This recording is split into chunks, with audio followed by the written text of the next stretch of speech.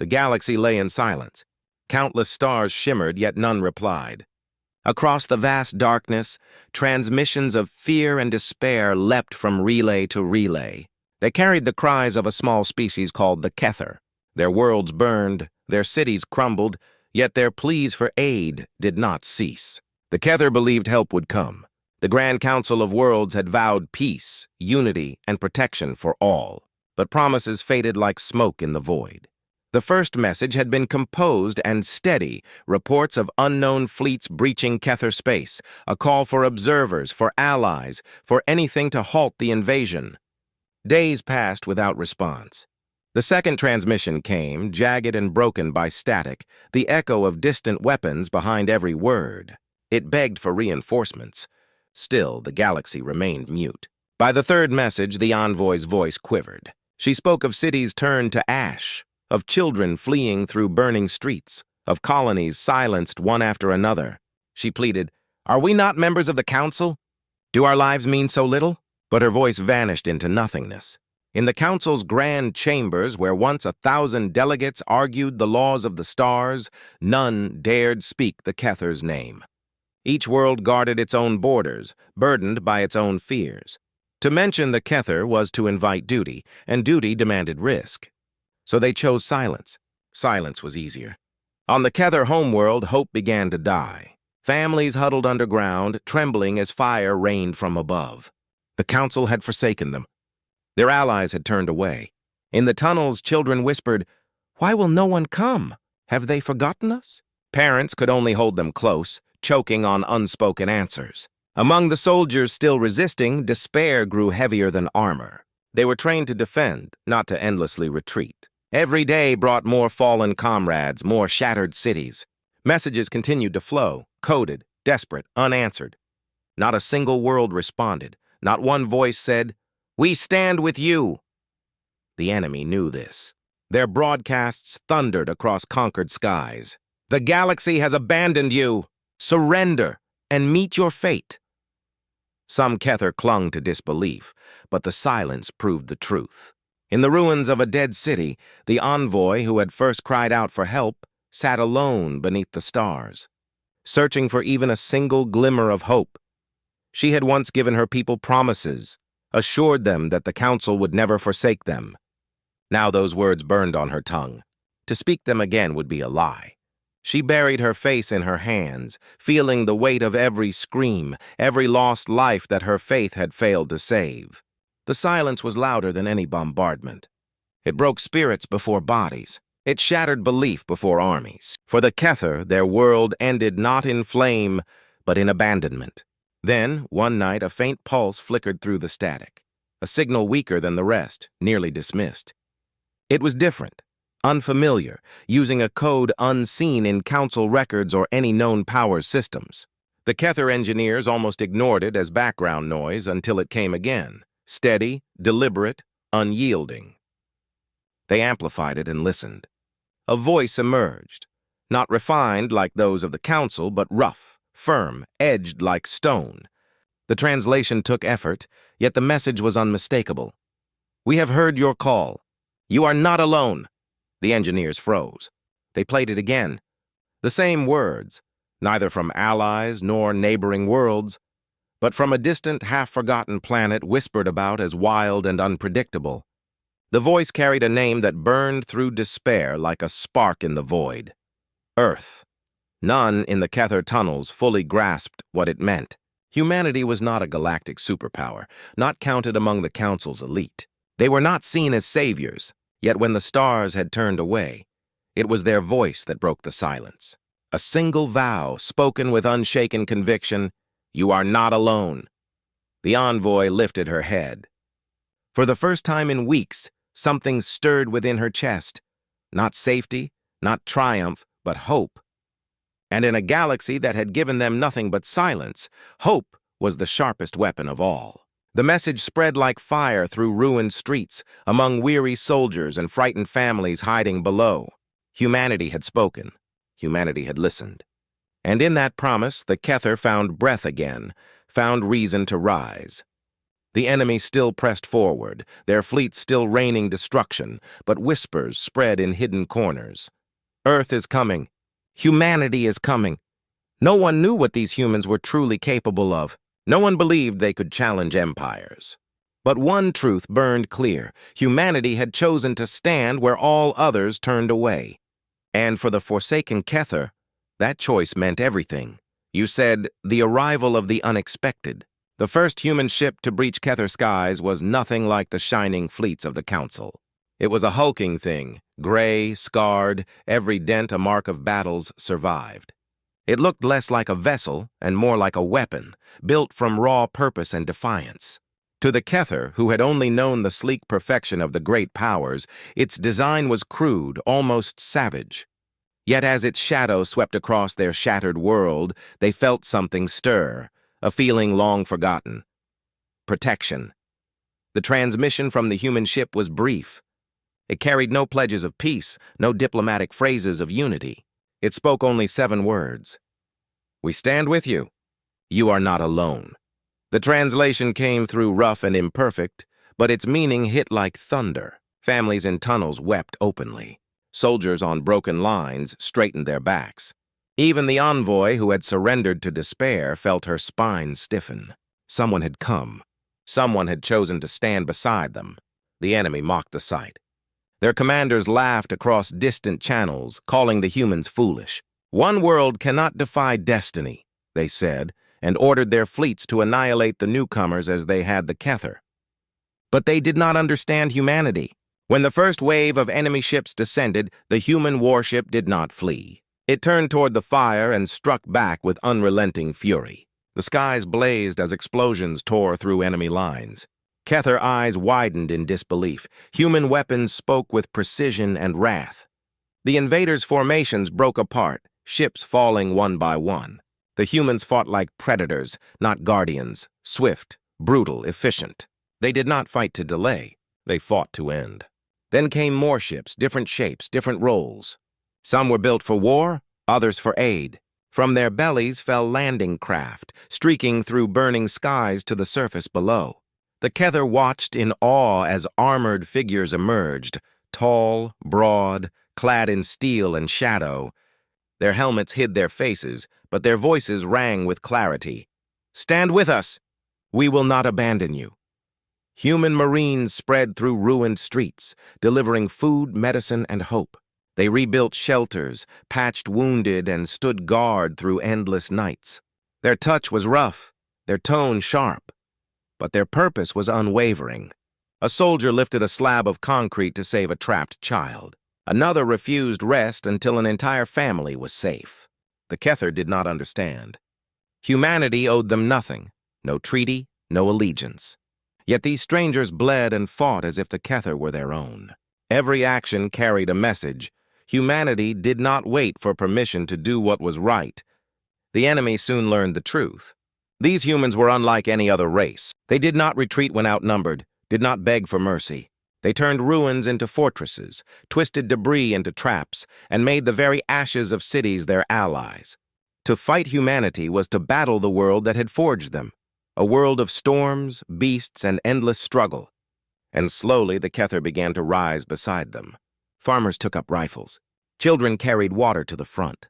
Engineers forged weapons from scrap. The humans taught them not only how to fight, but how to believe again. The envoy watched this transformation with wide, tear-filled eyes. She had thought her people broken beyond repair, yet under the fire-lit skies they stood once more. She saw courage flicker to life in faces once pale with fear. It was the humans who had kindled that flame, not through speeches or promises, but through relentless action. The enemy's commanders grew furious. Their fleets were vast, their weapons unmatched, yet this unlikely bond between desperate Kether and indomitable humans would not break. Losses piled high and pride twisted into rage. They vowed to crush the humans utterly, to erase them from the stars and prove to the galaxy that no single world could defy an empire. But humanity did not flinch. They knew death might come. They knew the odds were hopeless. Still, they stood firm. For them, the truth was simple. Abandonment was cruelty, and silence was betrayal. If no one else would fight, then humanity would. Kether children began whispering stories of their protectors, calling the humans warriors of stone, unbreakable and unyielding. In the hidden tunnels, old songs were reborn, now carrying human names beside the heroes of Kether legend. Even amid destruction, hope had grown strong again. One night, as fire painted the skies above the homeworld, the envoy walked to the human command post. Inside, she found their leader, a gray-haired man with eyes like tempered steel, studying maps marked with crimson fleets. "Why do you stand with us?" she asked softly. "Why risk so much for a people you do not know?" He did not look up as he answered. "Because no one deserves to die alone." Those words spread like wildfire. Soldiers repeated them. Families whispered them in the dark. They became the heartbeat of resistance. No one deserves to die alone. When the enemy gathered their forces for one final, crushing strike, they believed fear would break the defenders once more. But as the invasion alarms echoed, human and Kether soldiers stood side by side atop the walls of ruined cities. They did not see defeat approaching. They saw a chance to prove that courage could outshine indifference. And for the first time in generations, the Kether believed they might endure, not because of the council, not because of treaties, but because humanity had chosen to stand with them, driven by unbreakable resolve. The long days of fear began to shift into days of defiance. Where once the Kether hid and whispered, now they walked with their heads high. It was not that their enemies had grown weaker, the skies still burned, the ground still shook, but humanity's presence had turned despair into defiance. On the shattered streets, human soldiers and Kether survivors fought shoulder to shoulder. The humans brought more than weapons. They brought something the Kether had not known in weeks, a refusal to surrender. Surrender. When human marines dug trenches, the Kether joined beside them. When humans built barricades, Kether families hauled stone and steel to strengthen the walls. Together they forged defenses where none had stood, raised shields from ruin and hope. Their bond was not born of politics or treaties. It was built through shared courage. A human medic knelt beside a wounded Kether child, using his last supplies to keep her breathing. A Kether farmer who had never held a rifle before stood guard beside a human soldier through the frozen night. Their words were few, their languages broken, but the meaning was clear to all. "We are not alone anymore." Furious at this defiance, the enemy sent greater forces. Warships filled the skies, raining destruction from above. Yet each new assault met with traps, ambushes, and an iron will that refused to bend. Humanity fought as though this world were their own. They turned every structure into a fortress, every alley into a battlefield. Their tactics baffled the Kether. Humans did not fight like any other council race. They risked ships if it meant breaking an enemy line. They embraced loss, knowing survival demanded sacrifice. Their commanders sought not comfort but victory, and their soldiers gave everything without hesitation. One moment became legend whispered through the tunnels. An enemy barrage had shattered part of a city wall, trapping dozens of civilians beneath. Fire poured from the sky as troops advanced. A wounded human marine refused to retreat. He carried Kether children on his back, one after another, through the flames until he could lift no more. His armor was scorched, his breath ragged, but he did not stop until every child was safe. Only then did he fall. The Kether remembered him not as a foreigner, but as a protector, a soul who gave his life for people he had never known. The envoy witnessed these moments and felt something shift within her. Once she had begged the galaxy for salvation, believing strength resided in councils and mighty fleets. Now she saw the truth. Real power lived in those who refused to abandon others. Humanity had brought more than weapons. They had restored dignity to her people. The enemy mocked them in their reports. "They are reckless," they said. "They bleed for strangers. They will collapse beneath their own weakness." But as the weeks dragged on, the truth became undeniable. Humanity did not collapse. The harder they were pressed, the stronger they stood. Their deaths became symbols. Their endurance became fuel. The Kether, once helpless, now rose to fight beside them. They were no longer waiting for rescue. They were fighting for their own tomorrow. Across the galaxy, silent watchers observed. Other worlds saw the transmissions, humans and Kether standing shoulder to shoulder against overwhelming odds. Some felt shame, others felt fear, but none could deny what they saw. Humanity had done what the Council had not. They had chosen to stand for the Forsaken. On the battlefield, the enemy began their final gambit. They assembled their largest armada, vast enough to blot out the stars. Their commanders swore this would be the end, the strike that would finally crush the humans and the Kether alike, erasing their defiance from history. Maps glowed with red lines of enemy movement across the command post. The silver-haired commander studied them with quiet focus. Around him, Cathar officers stood shoulder to shoulder with human tacticians. They knew the odds. The enemy outnumbered them, in ships, in weapons, in experience. Yet no one spoke of surrender. The commander's voice cut through the tension. They believe fear will break us. But fear is never stronger than resolve. We hold the line no matter the cost. Those words spread like wildfire once more. Soldiers whispered them in trenches. Families murmured them in the tunnels. Even children learned to say them, no matter the cost. As the enemy fleet gathered above the scarred world, Cathar survivors stood beside their human allies. Their weapons were few, their strength limited, but their hearts no longer shattered. Humanity had given them more than protection. Humanity had given them purpose, the will to fight. The skies glowed crimson with the burn of enemy engines. The ground trembled as weapons charged. And yet, in the ruins of shattered cities, two races stood as one broken but reborn, the other fierce and underestimated. The enemy believed they were about to crush weakness, but they were about to face something unbreakable: humanity's resolve. The night before the final assault, silence fell across the ruined world. Soldiers, human and Cathar alike, rested in broken halls and hollow streets, waiting for the storm that dawn would bring. Fires burned in rusted drums, shadows stretching across weary faces. Some prayed, some sharpened blades, some simply stared up at the stars that had once betrayed them. Above those stars, the enemy fleet loomed, vast and endless, a wall of death waiting to descend. In a dim command room, human officers studied blue-lit maps. They knew the truth.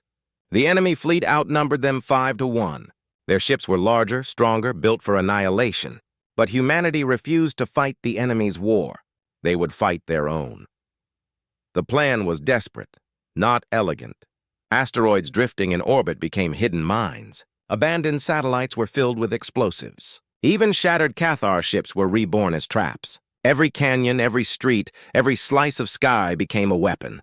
Humanity had taught the Cathar one truth: survival did not come from fairness, but from cunning. When dawn broke, the enemy descended. The sky turned white with fire as their armada entered the atmosphere. A broadcast thundered across the planet. "This is the end. No one can save you now." But their words no longer carried weight.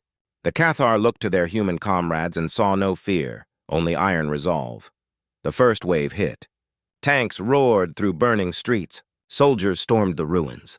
But every advance met fire. Walls erupted. Streets collapsed. Traps tore through armor columns. Human snipers struck from shadows. Cathar fighters, once farmers and laborers, stood their ground, trembling but unbroken. Fear lived in their hearts, but they fought anyway, and beside them humans moved like predators, silent, precise, relentless. Above, the sky became an inferno. Smaller human warships darted among giants, using broken satellites as shields, asteroids as hammers. Explosions ripped through the heavens, tearing holes in enemy formations. The invaders expected retreat. Instead, they met chaos, a fury that refused to die. In one desperate charge above the planet, a lone human frigate plunged straight into a line of cruisers. The captain knew there would be no survival. He rammed his ship into the enemy flagship, detonating its core. The explosion burned like a second sun, shaking the world below. The name of that ship spread across the battlefield, spoken in awe and in grief. They gave their lives so others might live. On the ground, the Cathar envoy fought without a weapon, her strength in words. She moved through shelters and shattered streets, urging courage. When families hid, she told them to rise. When soldiers faltered, she pointed to the humans and said, "If they bleed!" Each hour cost them ships, soldiers, pride. Humanity fought with fire, stone, steel, and ruthless ingenuity. The Cathar, once shattered, now fought with rekindled spirit. Together they forged despair into a weapon sharper than any blade.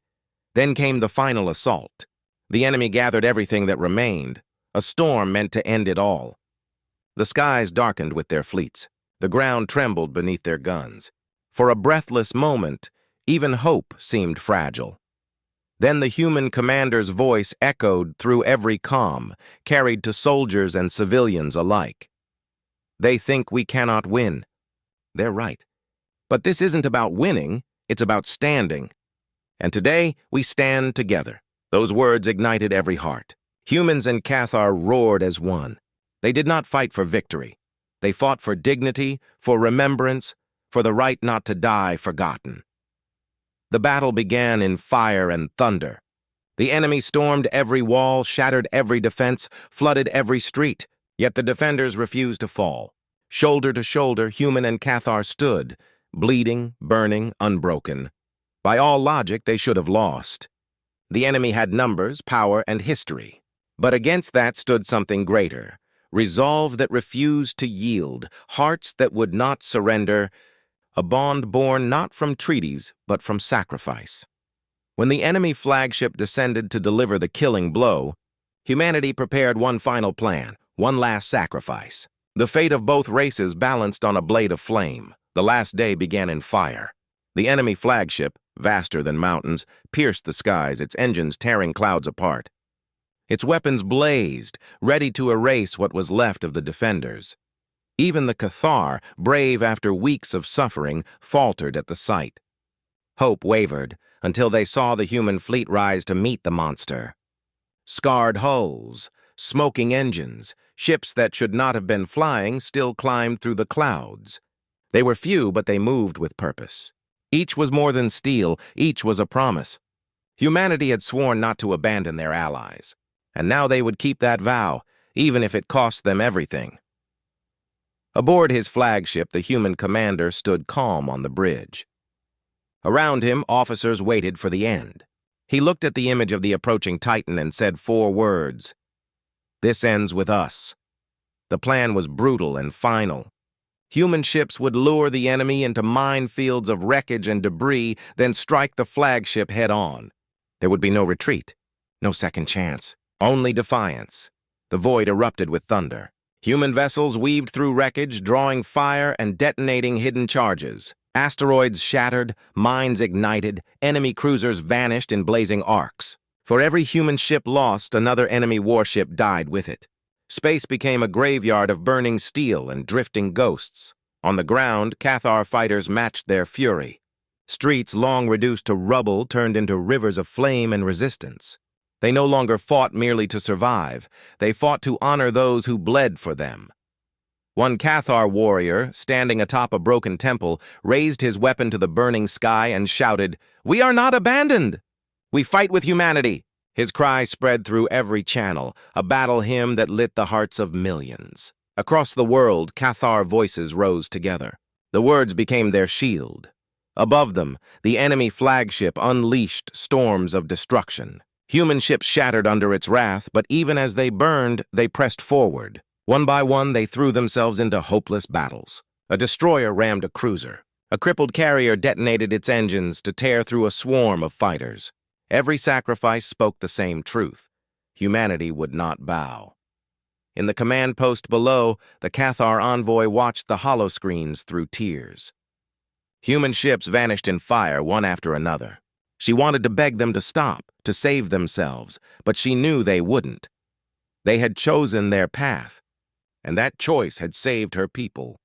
Pressing her hand to her heart, she whispered, "We will remember you forever." At last, the human flagship, battered, burning, but unbroken, charged straight at the enemy colossus. Its engines screamed, pushing beyond their limits.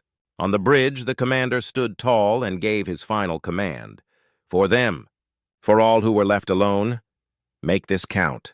The ship's core detonated on impact.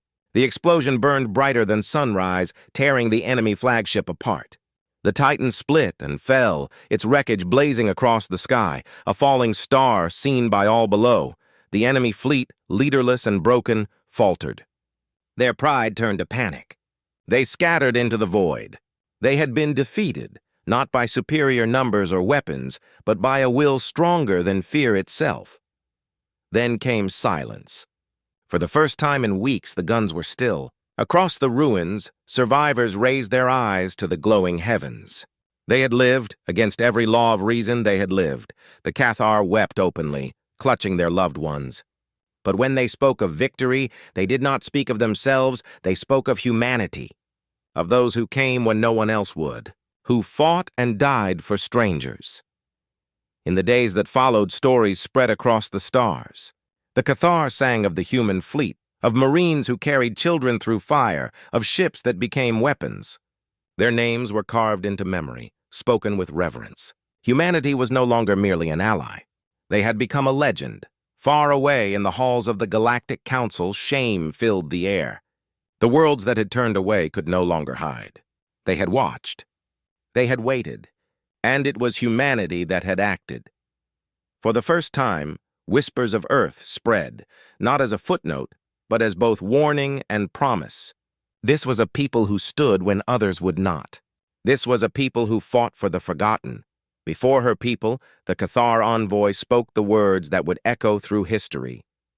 We were forsaken by the galaxy, but humanity chose us. They gave their blood for us. From this day forward, we will never forget. Humanity stood when no one else did. Humanity saved us. And in the silence of the stars where despair once reigned, a new truth burned bright. Humanity had proven that courage could change the fate of worlds. Their stand was not written in treaties or councils, but in fire, in sacrifice, in unbreakable resolve. The galaxy had abandoned the Cathar. Humanity had fought beside them. And in that defiance, their story was carved forever into the stars.